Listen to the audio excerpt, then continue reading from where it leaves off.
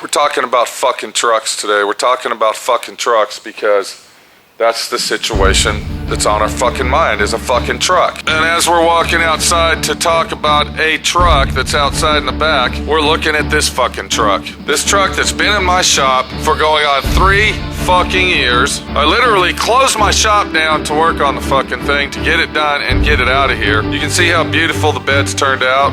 We got the bed installed. The bed is installed. I've been waiting on fenders for over a month and a half. The owner was supposed to supply those that we don't have. I stopped working on the truck at this point right here. Oh, I'm sorry, we had to replace brand new fucking latches and completely rebuild the whole door inside and out. But yeah, this is where I stopped. I stopped on the carpet, and that's where we stopped. That's it right there. It's a done situation, and I'm not doing any more work on this fucking truck. Why ain't I doing any more work? Why is my friend Pete stopping production on this fucking truck that we're looking at behind me? Why? Let me tell you why just real quick, because this isn't the truck that we're really talking about here, but this truck just happened to be in my fucking way. I've been working on this truck for 3 fucking years off and on. I set a program down to build this truck in sections. The owner is to pay me when each individual section is done on the vehicle. For the last month and a half, I have been working on this truck only. That's it. I have invested my own money in this truck, plus my fucking labor in this truck. I've been working on this truck for over a month, like I just said. This is the only thing I've been working on. I haven't worked on nothing else. And if we look in front of this truck, here's a little example of not working on anything. This is a Carmageddon that we're working on, that we're restoring for the guy. You see boxes leaning up against it, and his engine parts laying on it. But then on the other hand, we see the truck, the fucking truck, taking up 3/4 of my fucking shop as an inside storage unit facility. I can't do any body work with this truck sitting here. I can't grind on this Volkswagen sitting in the front. I can't fucking do Bondo on it because I need that bay over there to paint in. I got 2 other cars over there I'm working on. I have stopped working on this because the owner has decided not to pay me any money that he owes me that I have invested into this vehicle. So I am not working on this truck anymore. If I don't hear from the owner, I am taking this truck and putting it outside in the back in the weather because I am self-employed. I fucking work by myself, and I rely on the customer to pay me my fucking money when the job is done. Or sections, you might say, or whatever. It doesn't fucking matter. When you're self-employed, you fucking work on fucking people's cars, you need your fucking money. When you take money out of your pocket and spend it on these fucking cars, you need your fucking money. Because I am self-employed.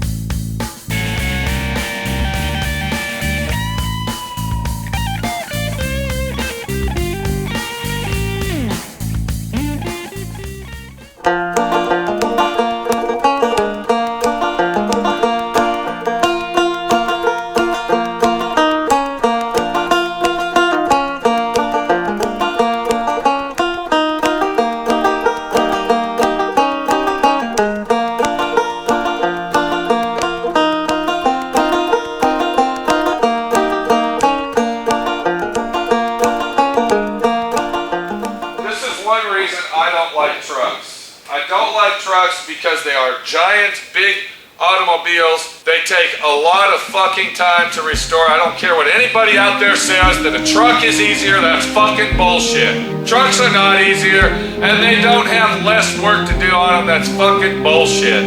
Especially these old farm trucks that have been sitting in a field for 36 fucking years.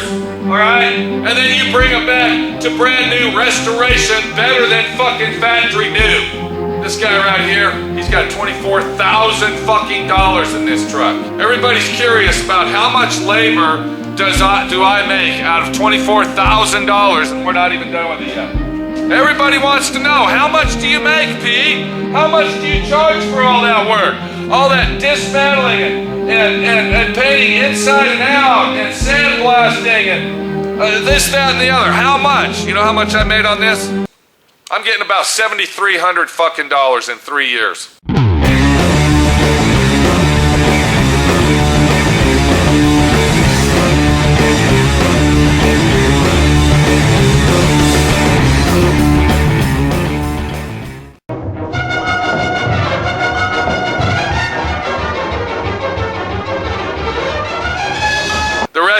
is spent on parts and supplies and engine rebuilds and brand new windshields and brand new bed parts. The fucking bed parts on this thing to make the bed work were $2,800 fucking dollars. The fenders are $750 a piece. I'm not fucking buying those. I'm not fucking paying for that shit. But I paid for the carpet, and I paid for all this other miscellaneous shit to rebuild his fucking doors out of my pocket because the money he gave me has ran out. So I decided to take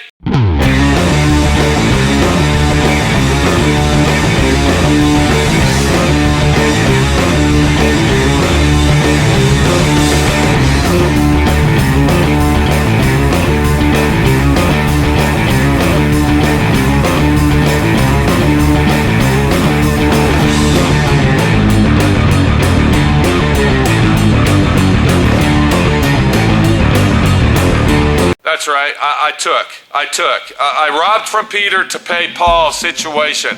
I took money from another job in my shop that the owner had given me to buy parts for his car and decided to go ahead and put him in this fucking truck. That's what I did. I was relying on Mr. Truck Guy here, Mr. Farm Truck Guy, to come over to my shop and give me my money so I can order the parts for that car over there, way over on the other side of the shop, to start working on his car. Because I already had a few parts to work on his car, but now I'm fucked. Because the money that I took from that guy to use on this is fucking me in the ass and sticking it in my fucking ass real hard.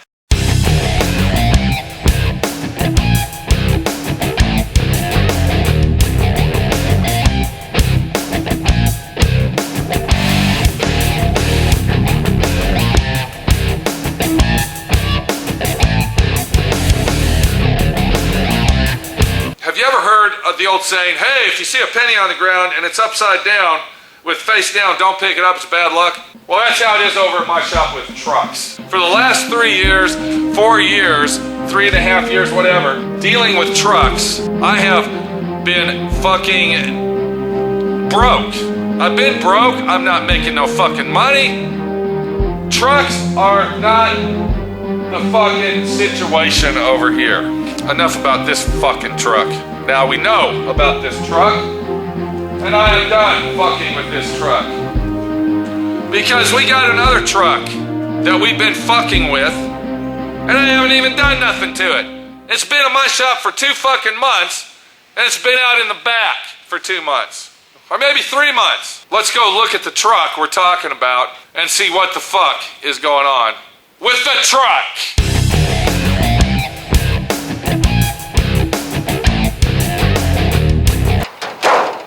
That's the truck we're talking about. We're talking about the old four-door Ford 4x4 1960 Air Force military issue fucking truck here. Alright, we had a video set of, this guy buys the fucking truck from Australia. The guy in Colorado turned out to be a cock ring, but in the end, he offered the guy all his fucking money back. Plus, he was gonna buy the tires from him that the owner spent on it from Australia, okay? And the Australian guy turned him down and said, no, I'm keeping the truck.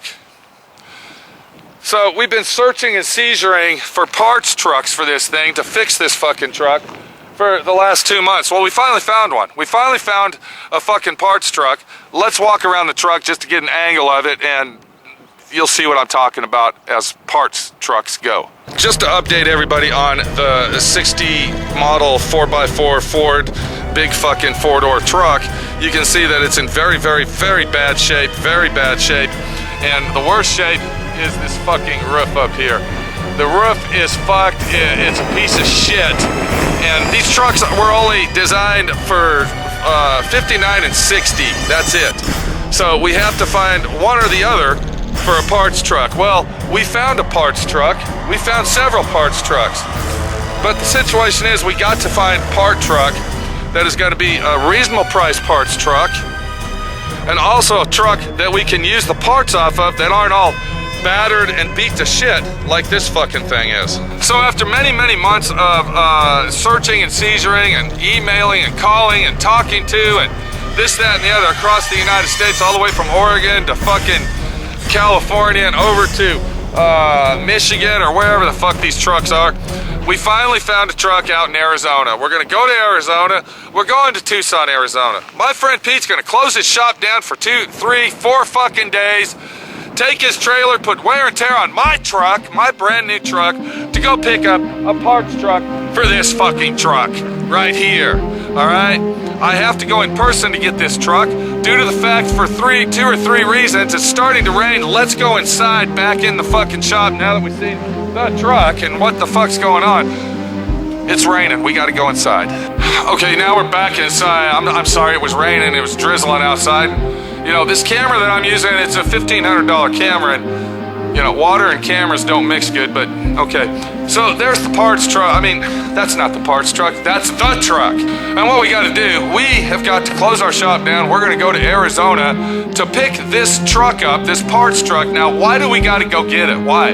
Because they want about $2,800 to bring the truck to my shop because it doesn't have a motor or transmission in it. The guy's got all these other parts that goes with the truck that we're going to be picking up, and I want to see the truck in person, because when you're dealing with a truck like this and you're dealing with restoration jobs like this right here, this fucking mess, you want to make sure you're getting what the fuck you're paying for. Now, once again, the original owner, the seller, we'll call him the seller of the fucking truck out here, offered to give the buyer, which is out in Australia, the seller's in Colorado, the buyer's in Australia, offered to give him all his money back plus shipping and whatever expenses, and the buyer turned him down. He wants to keep the truck, he wants to restore the truck, but it's going to take another truck to do the job. And here's a good example right here. You can see there's a truck. That's a truck sitting in between the dock stopper and our Chrysler 1956 Chrysler Imperial. That's a truck. That is a parts truck that we bought for this truck.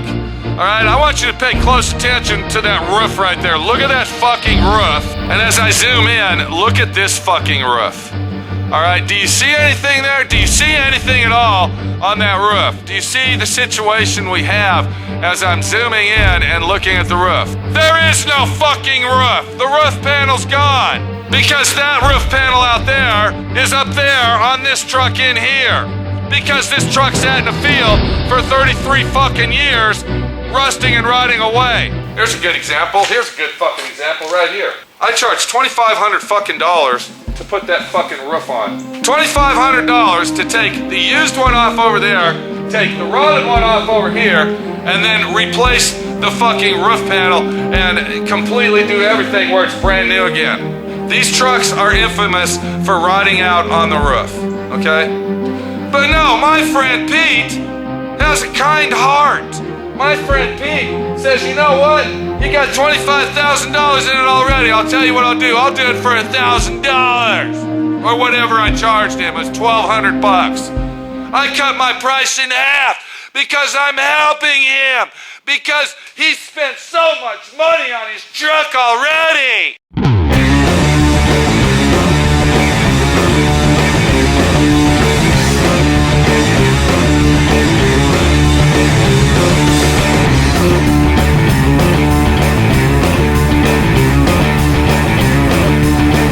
Mr. Nice Guy all the time to everybody that walks in the fucking door is wrong. People take advantage of you right here, and you get stuck in the fucking ass from being Mr. Nice Guy all the fucking time.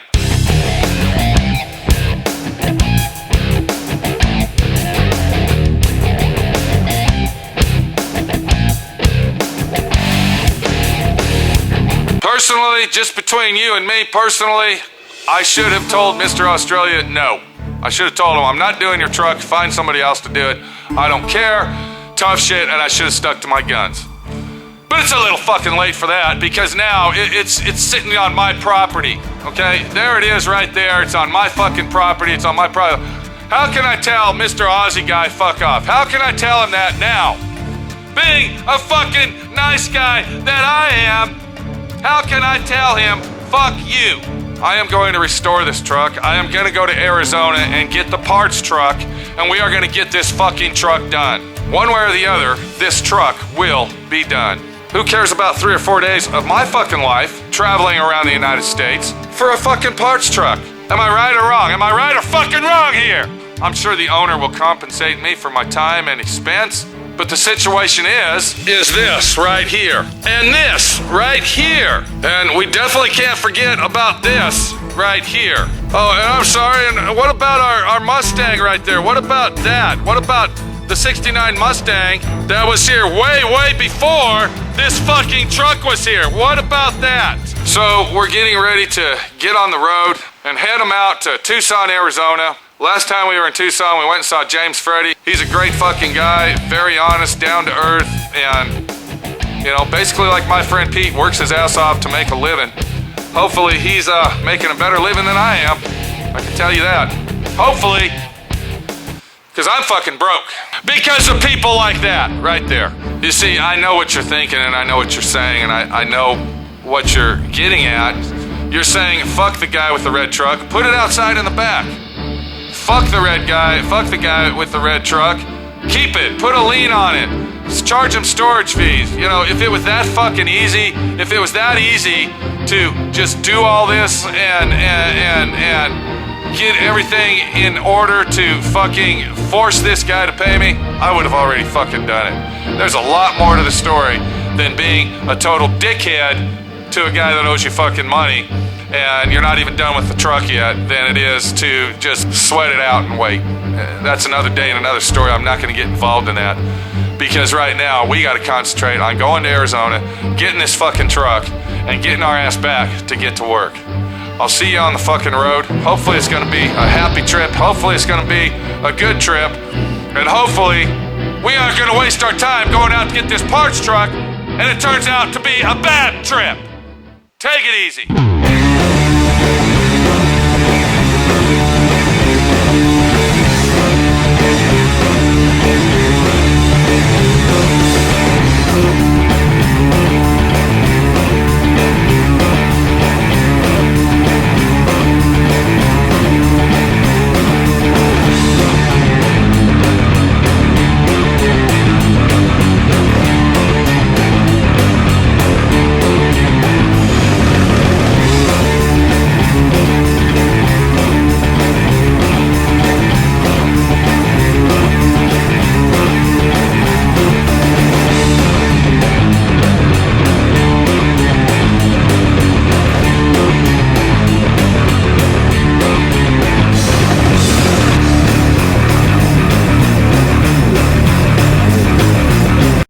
It's a cocksucker. It's a son of a bitch motherfucking cocksucker's what it is, cause it's a son of a bitch. It's like a fucking bastard. That's what I'm talking about. I'm talking about that right there. Hell yeah, I'm talking about that.